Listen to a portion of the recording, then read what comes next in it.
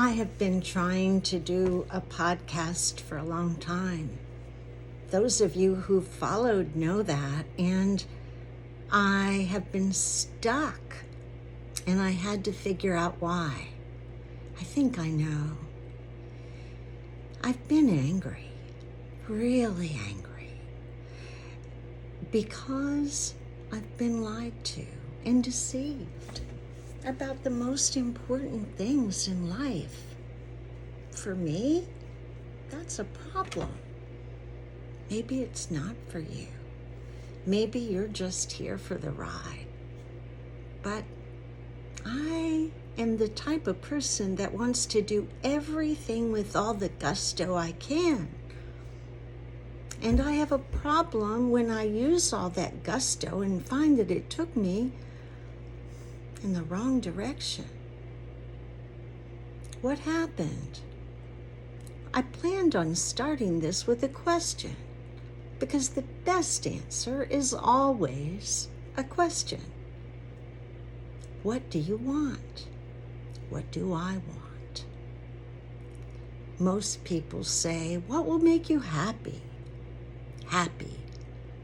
I don't like the word. It sounds great, like jumpy, boppy, beepy, happy, right? But it's an empty word. What is happy? It could mean anything to anyone. I could be happy to see you. I could be happy that my leg was only broken once instead of twice. I can be happy that the dentist will see me, or happy that my car runs. I could be happy to see a person, or happy that I accomplished a great task. Happy. I'm not in love with the word. Happy, to me, is a byproduct of something worthwhile. And that's my real question. What is worthwhile for you?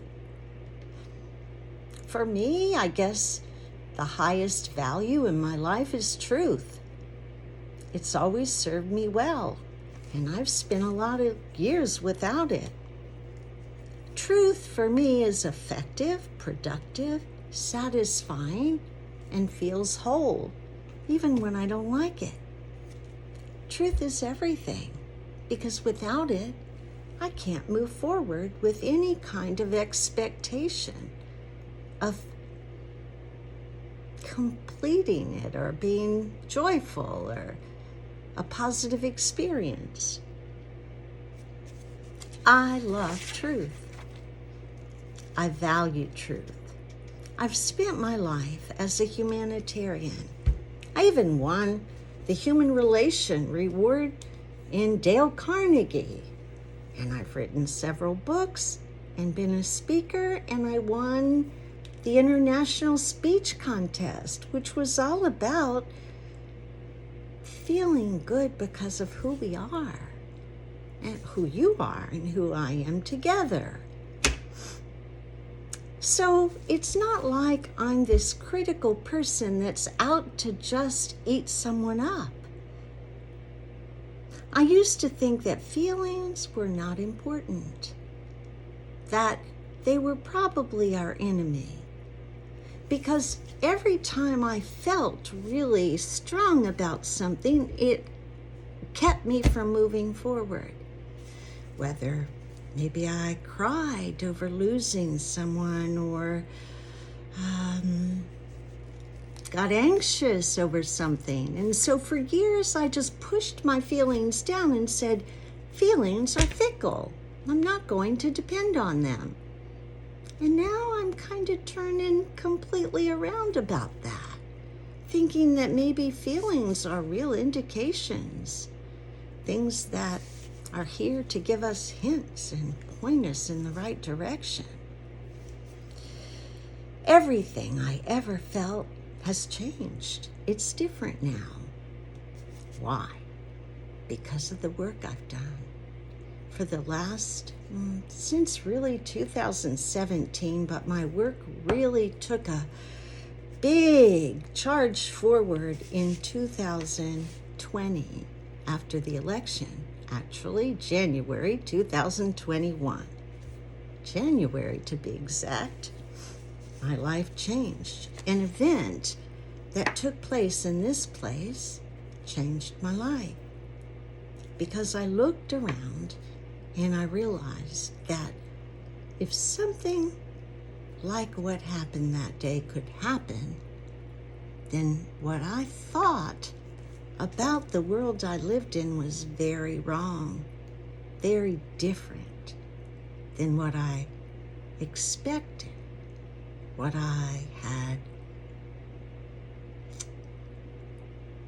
accepted as truth. That's a problem. When we accept something that we think is true and we find out it's not. Since that time, I've been angry. I've lost friends. I've lost family members. I say lost. Hopefully, as truth cleans up the atmosphere, all that will come back. But I've paid a big price to embrace truth. Should we have to? Should I have to lose my friends and family and be embarrassed to even see someone because I uncovered information about what they believed in that was uncomfortable? Why is it that we're not really interested in truth?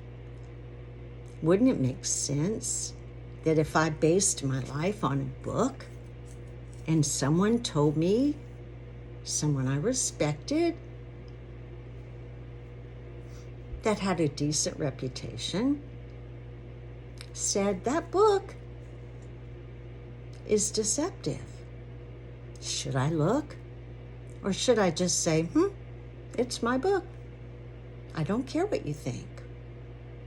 Or maybe, just maybe, we were put here so that we could work together, so that your 10 cents might help my 25 cents, and we might have 35 cents together. But no, that's not what's happened. I believe where we're at is because of programming, which is so powerful and comes by way of blue light, by way of sound constantly being poured in our ears, electricity being sent through us with watches, and even if you stand under a tower today, you're going to get bzzz. So,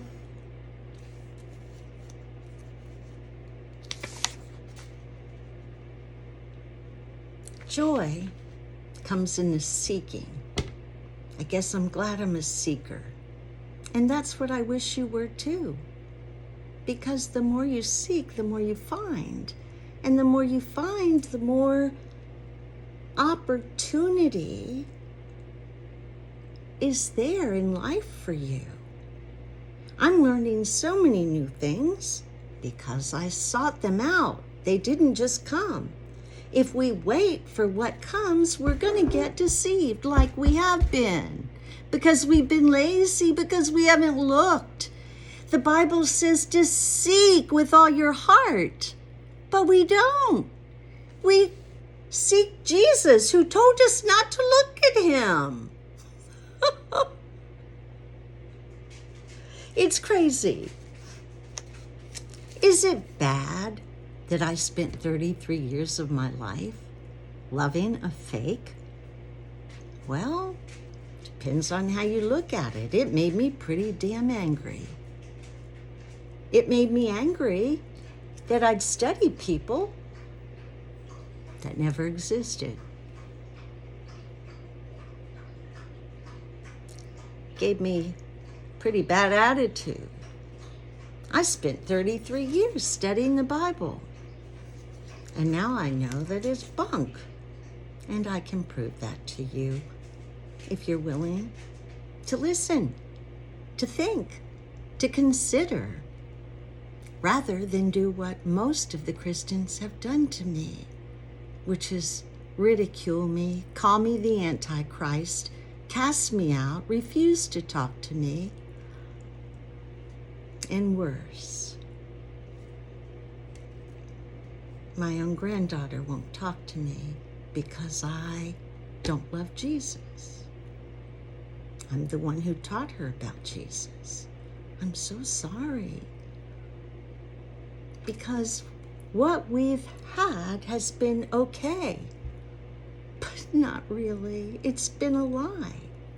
And the end result has got to be deception. What I found scared me. It scared me bad.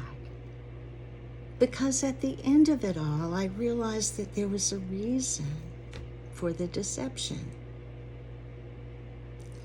Here's an example. Do you know how many people support that place over there that starts with an I in the Middle East?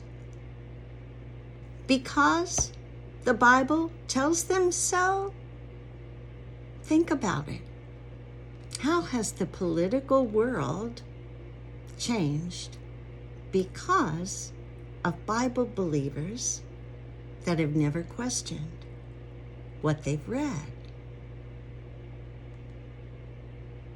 Religion rules politics. I can show you.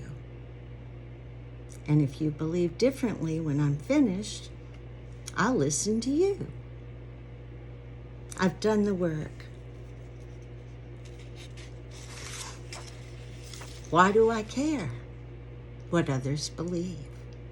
Why do I care if you believe the Bible or Buddha or anyone? Specifically for the answer I just gave you. But there are some great reasons. One is that we're manipulated politically through that book, and it was intentional. Two is it prevents us from ever questioning, from ever asking, from ever looking for what is real and who we really are. And how in the hell can we manage ourselves effectively if we don't know who we are?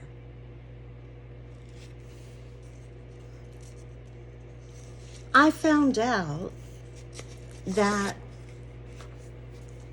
the narrative we've been given has been protected because the truth is difficult. There are no answers. And you know why?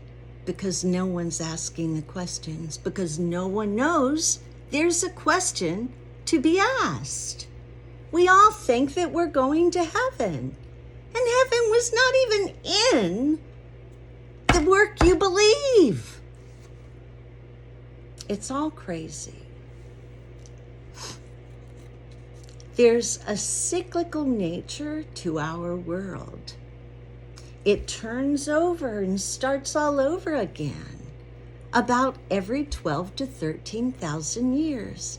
And we're nearing the end of one of those little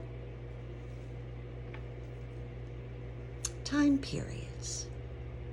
And that's why it's more critical than ever for them to keep the truth from you. When I found this, I did everything I could. I screamed, I yelled. I tried to get the church to talk to me. I asked for help. No one would come.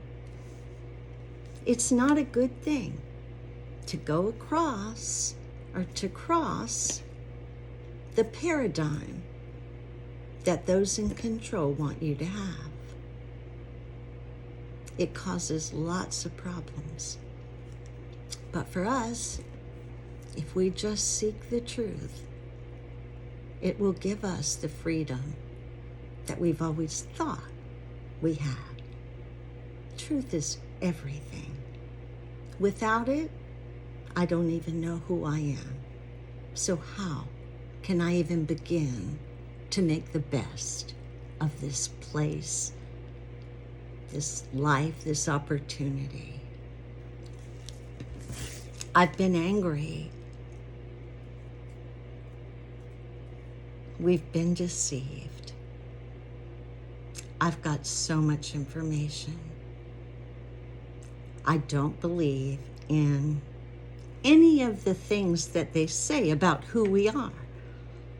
I don't believe what this book says about us becoming who we are from little ugly microorganisms in a soup of grossness.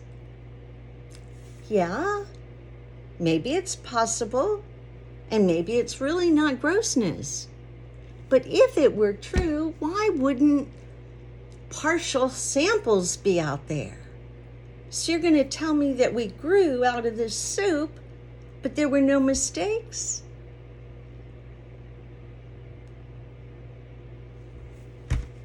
Who are we really?